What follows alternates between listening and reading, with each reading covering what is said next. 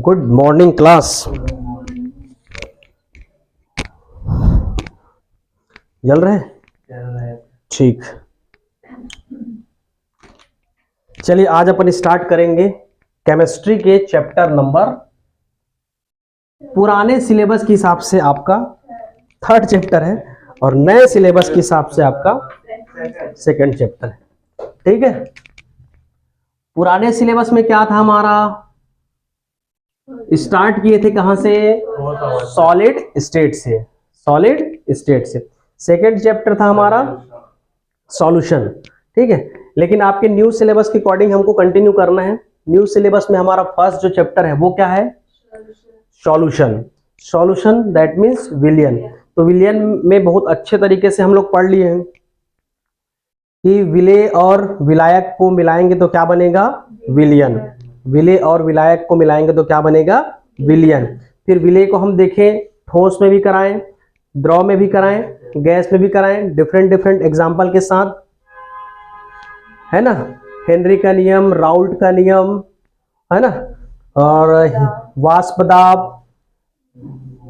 और क्या है वहां, हिमांक में अवनमन, और उन्नयन किसमें, क्वथनांक में उन्नयन।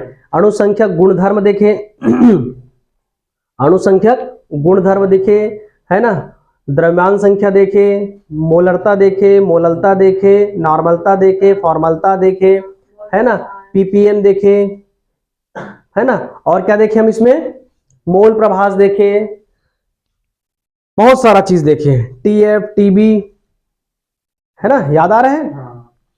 पी नॉट प्रेशर, कौन सा प्रेशर, ऑस्मोटिक प्रेशर, परासरण, परासरण दाब, आरओ का कॉन्सेप्ट देखें। तो लगभग उस चैप्टर में हम लोग को क्या समझ में आया कि केवल एक सॉल्यूशन बेस्ड था। ये वाले चैप्टर में हमको करना क्या है, इस वाले चैप्टर में उन दोनों चैप्टर को, भले आपके नया सिलेबस में सॉलिड स्टेट नहीं है, लेकिन उन दोनों को आपको साथ में मर्ज करते हुए नंबर थर्ड का चैप्टर हमको स्टार्ट करना है, जिसका नाम क्या है, विद्युत रसायन, दैट मीन्स इलेक्ट्रोकेमिस्ट्री। बढ़िया नाम है, इलेक्ट्रोकेमिस्ट्री। इलेक्ट्रो प्लस केमिस्ट्री,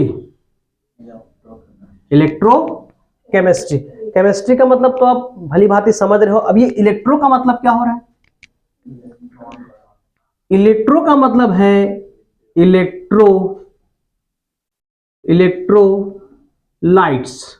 ठीक है, क्या है, इलेक्ट्रोलाइट्स, जिसको आप लोग बोलते हो क्या, विद्युत अपघटन। अपघटन क्या बोलते हैं हम लोग, विद्युत अपघटन।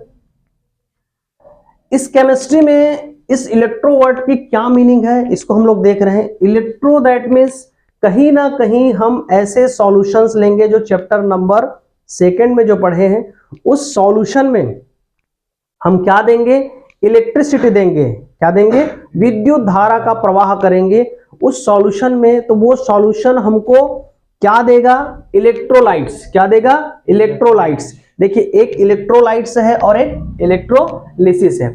तो ये तो समझ गए। थोड़ा हम सिलेबस के बारे में जानते हैं कि अब इस चैप्टर में हमको क्या क्या पढ़ना है। इस चैप्टर में हमको क्या क्या पढ़ना है, इसको एकदम क्लियर हो जाइए।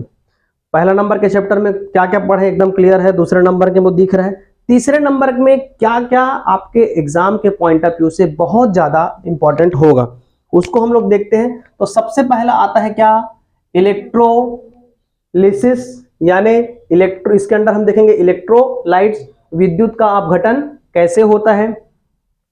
प्रीवियस वाले चैप्टर में आप लोग ये समझे कि नमक को पानी में डालने से, नमक को पानी में डालने से उसके अणु क्या हो जाते हैं, टूट जाते हैं। उसके अणु क्या हो जाते हैं, टूट जाते हैं।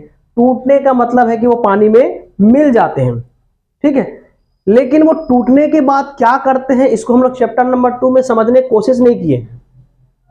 बात समझ आ रहे हो भाई, नमक को NaCl को यदि पानी में डाल दिए, पानी में डालने के बाद उसके अणु टूट गए Na+ और Cl- में, लेकिन क्या हुआ था, NaCl, पिछले वाले चैप्टर की बात कर रहे हैं, Na प्लस और प्लस Cl माइनस, इसमें तो टूट गया, इसमें तो टूट गया, लेकिन ये टूटने के बाद क्या हो रहा है ना, टूटने के बाद क्या हो रहा है इसको पढ़ेंगे कहां, इस चैप्टर में। टूटने के बाद क्या होगा उसको पढ़ेंगे हम लोग, ठीक है, क्लियर, समझ आ रहा है।